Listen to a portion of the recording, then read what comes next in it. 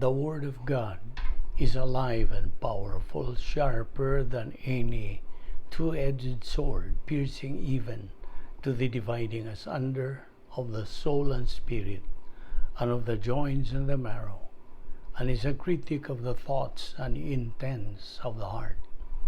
All Scripture is God-breathed and is profitable for doctrine, for reproof, for correction, for instruction in righteousness, that the man of God might be mature, thoroughly equipped unto all good works. Study to show thyself approved unto God, a workman that needeth not to be ashamed, rightly dividing the word of truth. The next few moments are devoted to silent prayer. Magampo kita sa hilom aron sa pagsusi sa atong tag-sa kakalag kung napawag kita mga sala nga naa sa atong panumduman o sa atong galamhan nga kini mahimo lamang babag sa atong pagabuhaton nga pagtuon sa pulo sa Dios.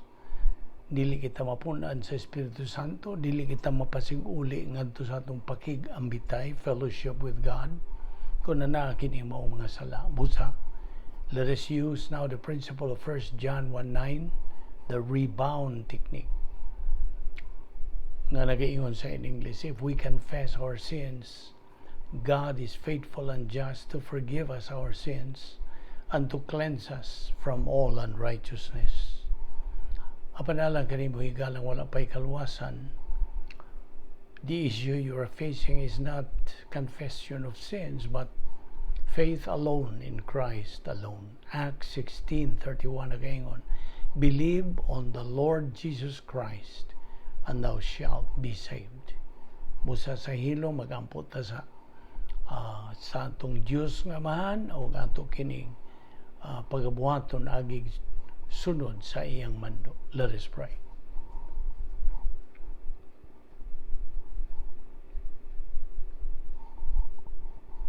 Balaan na mo nga Diyos, nagapasalamat kami kanimo una sa tanan sa imong pagdala kanamo ning lugara, ning adlawa sa makausapa aron kami makapadayon sa among spiritual momentum. Salamat o Diyos sa imong pagdala kanamo dinhi.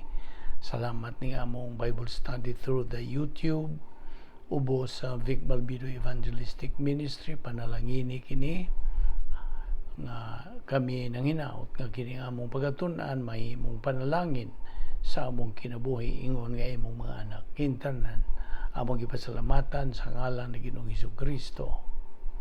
Amen. Maayong adlaw sa tanan nato mga higala, atong mga subscribers, atong mga igsoon diyan ni Kristo. Welcome na usab ining lain na usab natong session sa atong pagtuon sa pulong sa Dios. Now, niya pa kita magadupot ining atong tun-anan nga giuluhan og the Doctrine of Sin, ang pagtulunan bahin sa sala, nga sa theological term kini gitawag og the study of hamartiology. Gikan kini sa original nga Grigong pulong hamartia, which means sin. So, okay, padayon ta kagahapon naghisgot man kita bahin ni atong rebound, okay? So ato kining ipadayon sa pagtuki. Now, ang rebound, ang laing ani ini, the simplest term is confession. Ang ato pagsugid. Now, di ba ang Biblia nagasulti, nagamando nga atong isugid ang atong mga sala. Kaysa ining sa Binisaya, atong nalang Binisayon, nagaingon kining 1 John 1:9, kung isugid ta ang atong mga sala, siya kasaligan o makatarunganon nga mopasaylo sa atong mga sala. So, mao na gisulti sa Biblia. Wa kini mag-ingon og pangayog pasaylo. Wala. Ang giingon sa Biblia, higanli, admitahi, isugid. Sa in English, acknowledge your sins lang. Acknowledge. Not that you ask forgiveness. Dili na. Mao ni gisulti sa 1 Juan 1:9. Okay?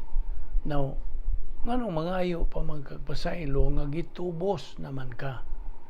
Hingdawat ka naman sa katubsanan. You see? Ang gipangayo sa Dios isugid lang kanang imong mga sala. That's it.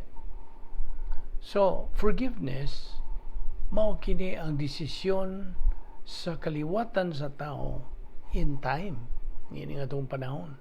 Ubos kini sa duha ka kategorya related to human sins. Ang category 1, in the forgiveness of all pre-salvation sins. Ang pasabot sa pre-salvation sins, ang tanang mga sala nimo sukad sa imong pagkahimugso hangtod sa imong pagdawat sa kaluwasan.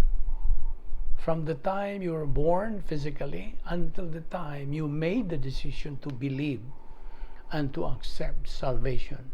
Mao ni gitawag og pre-salvation sins at the moment of faith alone in Christ alone. Okay?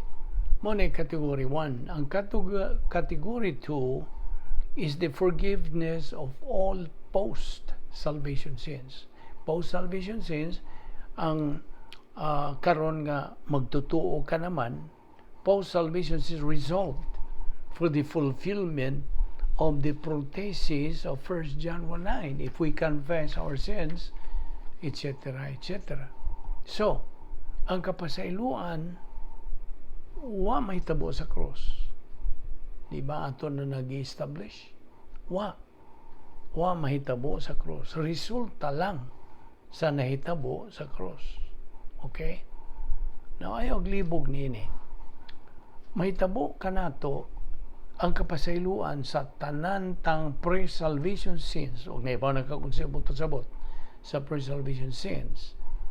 Sa diha nga muhimo ka og desisyon sa pagdawat sa gibuhat ni Ginoong Jesucristo dito sa cross 2,000 years ago. Now, all our pre-salvation sins, tanan, are blotted out. Gipapas na at the moment nga mohimo tag desisyon sa pagdawat, pagtuo kang Ginoong Jesucristo, to believe in Him sa iyang redemptive work dito sa cross. Okay? Kining tanan nga atong gipangisugutan, by the way, nga mga kamaturan sa pulong sa Dios, nalangkob lamang sa ilado nga pulong grasya. You see, it's all summed up as grace. Grasya ra ning tanan nga atong gipahimuslan bahin sa kaluwasan. So, sa atong pagpadayon sa pagtuon nini, pagtulunan sa sala, the Doctrine of Sin, una sa tanan, ato nang nakita nini higayon na at this point in time, kung unsa ang nitabo dito sa cross by tungod sa sala. Okay?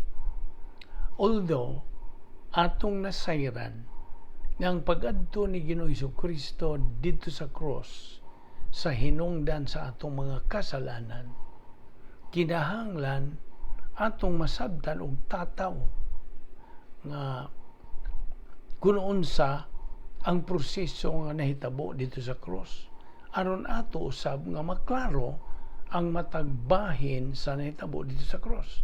Samtang si Ginoong Jesucristo nagadupa o nagabitay o iyang gibuhat ang angay nga buhaton bahin sa atong mga kasalanan.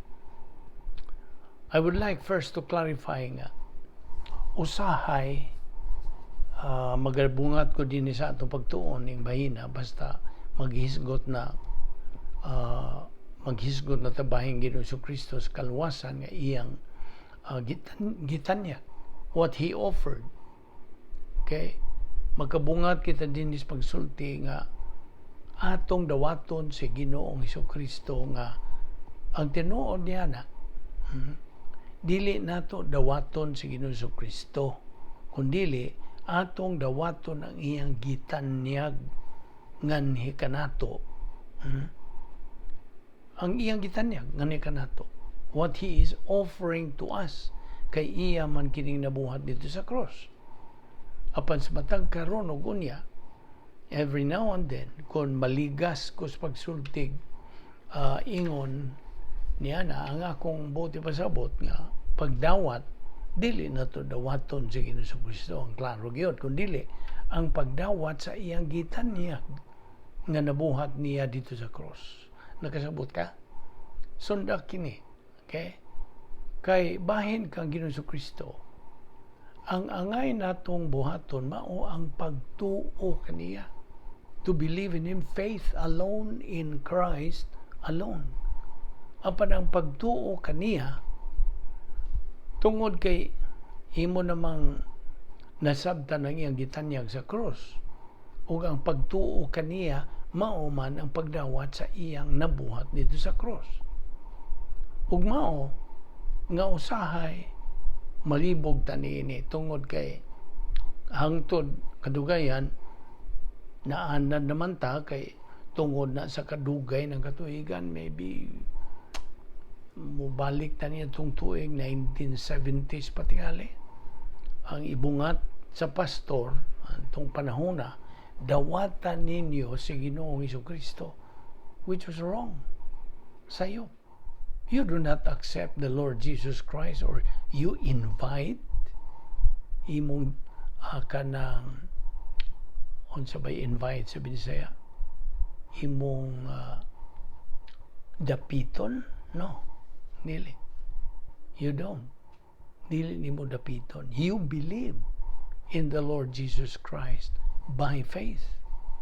Mao na ang punto nga gilatid diha sa Biblia, nga mao ang maayong balita sa kaluwasan, the gospel, the good news of salvation. Now, kung maghisgot ang pagdawat o dawaton, ang atong dawaton, paminaw, ang atong dawaton mao ang buhat sa kaluwasan, the saving work of our Lord Jesus Christ on the cross. Mao na atong dawaton. Dawaton nato ang gibuhat ni Ginoong Jesucristo sa kaluwasan at the cross. Okay? Now, og tungod ni anang imong pagdawat, mituo ka kang Ginoong Jesucristo. Okay? Kay ato manggo makita dinhi nga ang gibuhat ni Ginoong Jesucristo dito sa cross, mao ang pagdawat sa hukom, pagdawat sa silot nga angay unta ipamtang ngani kanato, nganhi kanang isingil kanato ang silot sa atong mga kasalanan, ang silot sa sala. Ug mao nga imbis ngari ang silot kanato ipamtang, si Ginoong Jesucristo maoy mipuli, may bayad dinoon, maoy mitubos, siya maoy mitagbaw sa hustisya sa Dios nga Amahan nga gikinahanglang suhol sa sala, the wages of sin. Busa ato makita dinhi, we can see here nga what our Lord Jesus Christ did at the cross mao ang pagsatisfy, pagtagbaw sa hustisya sa Dios nga Amahan, aron nga ang direksyon, ang punting sa silot gikan sa justice of God, dili na muari nato kundili ngadto na kang Ginoong Jesucristo. Then God the Father judged every sin in human history after our Lord accepted the imputation of all sins to His humanity, sa iyang pagkatao, kinaiyang pagkatao. Ang atong Ginoong Jesucristo midawat sa hukom sa tanan natong mga sala by God the Father because of His personal love for God the Father.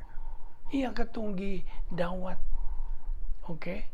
Misugot siya, miuyon siya tungod siya ang gugma sa iyang Diyos nga Amahan. So, let me reiterate din atong nakita ang tanan nga gibuhat ni Ginoong Jesucristo dito sa cross. Okay? Una sa tanan, iyang kitang gihulipan, He substituted us. Iyang tang gihulipan, gipulihan kay kita man unti angay nga mubayad sa silot o suhol sa sala. Apan ang dakong problema, kay wa man tay ikabayad.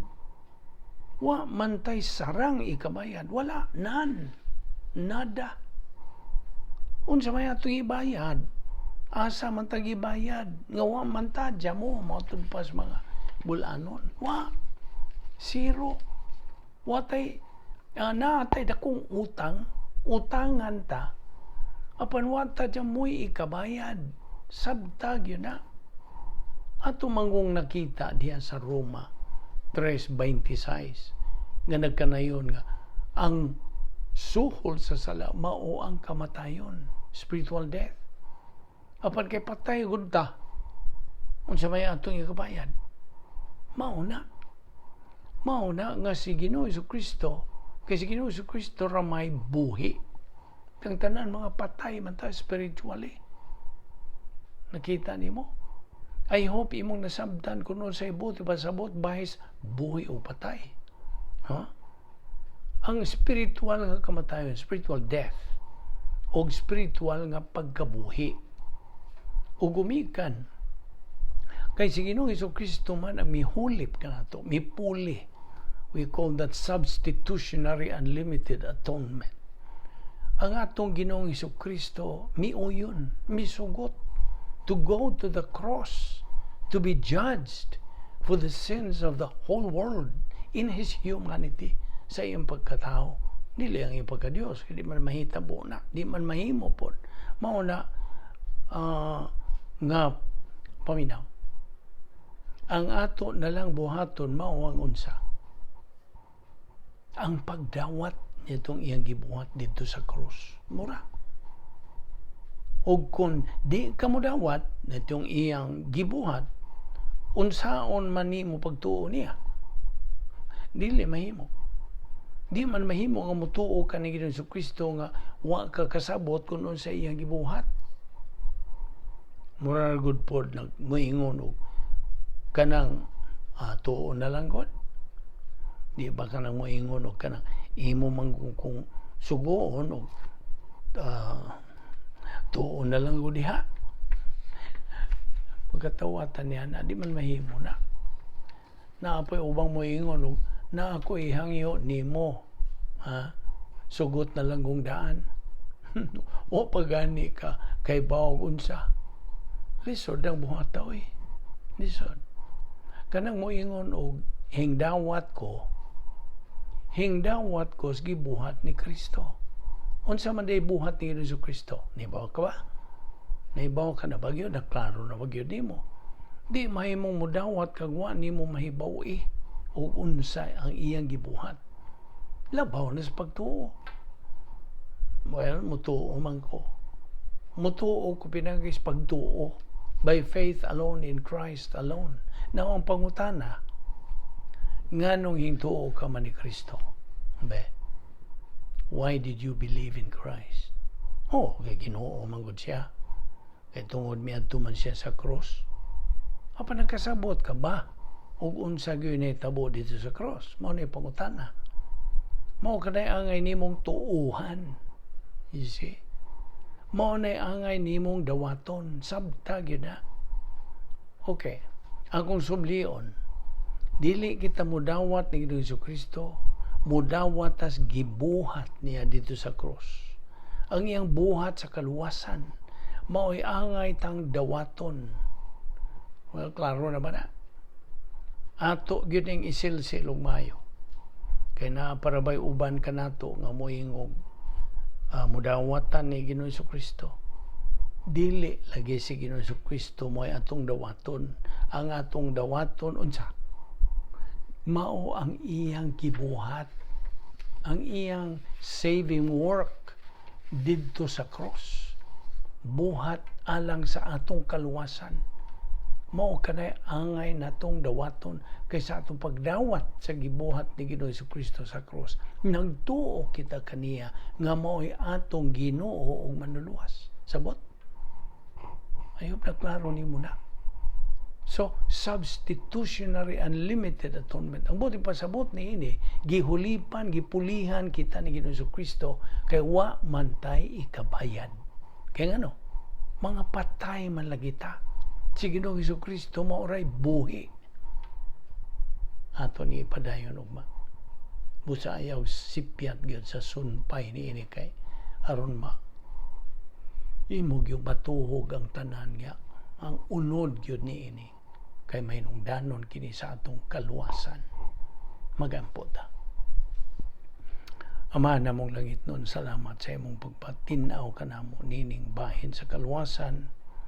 Hinaot nga ang balang Espiritu Santo nga mo'y magtutudlos kamaturan mo padayon gayud sa pagpatinaw, himo ni ining tataw. Kay kini may kalabutan kini sa amon ng eternal life. Among pag-uban na kanimo. Salamat ni ining among grasyang gipahimuslan ni ining among Bible study through the YouTube ubo sa Vic Balbido Evangelistic Ministry. Panalangin ni kining mga subscribers nga nagsunod ni among ministry. Hinaot nga kini mahimong panalangin sa ilang kinabuhi. Dala kami pagbalik ugma dinhi. Tanan namong ipasalamat sa ngalan ni Ginoong Hesukristo. Amen.